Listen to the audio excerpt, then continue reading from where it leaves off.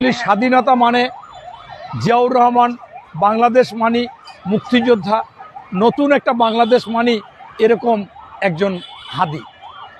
এই হাদিকে গুলিবিদ্ধ করা, বাংলাদেশকে গুলিবিদ্ধ করা হয়েছে, বা নতুন আমরা যে চিন্তা আশা আকাঙ্ক্ষা নিয়ে দেশ গড়তে চেয়েছিলাম তাকে গুলিবিদ্ধ করা হয়েছে।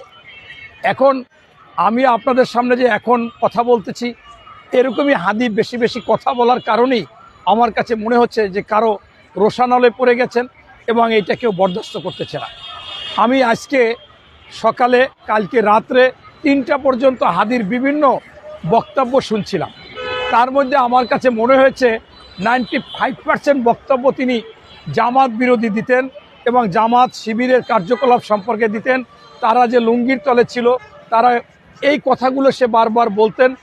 এবং বেশ আর 5% বক্তব্য বিএনপির পক্ষ নিয়ে বলতেন। খালেদা জিয়ার গুণগান, জিয়াউর রহমানের গুণগান, তারেক রহমানের গুণগান নিয়ে আমি দেখেছি।